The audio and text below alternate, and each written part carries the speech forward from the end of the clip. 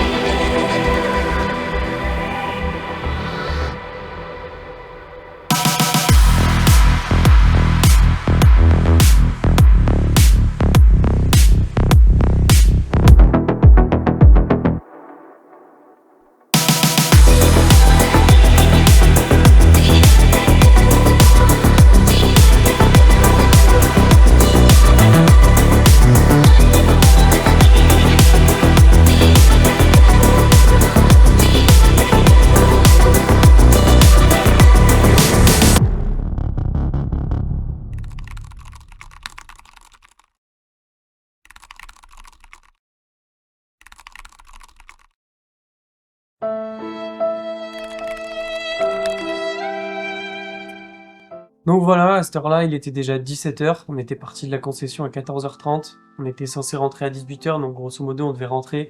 J'avais quoi? J'avais que des plans au soleil foireux, les premiers, et quelques rolling shots. Donc heureusement, le photographe avait aussi une DJI Osmo Pocket 3, si je me gourre pas, avec une ventouse. On a pu aussi faire des rolling shots de l'arrière de la voiture, c'est un peu compliqué avec une caméra par la fenêtre pour être centré, etc.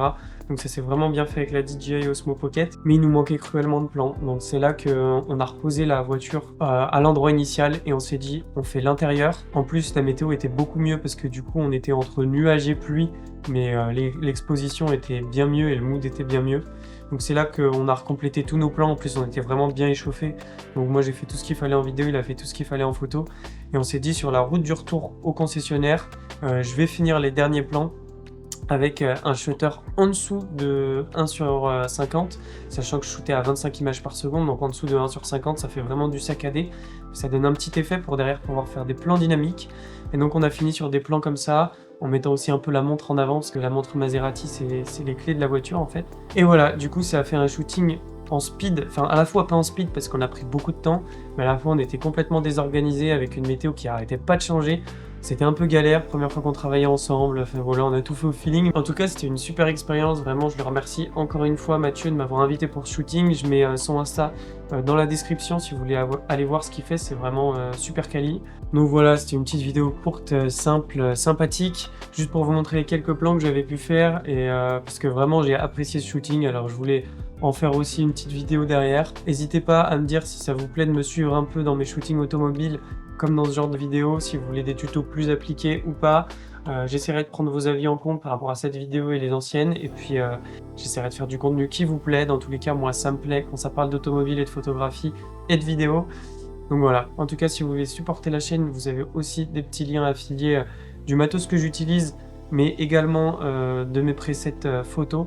Et puis je vous dis à la prochaine pour une nouvelle vidéo. Ciao!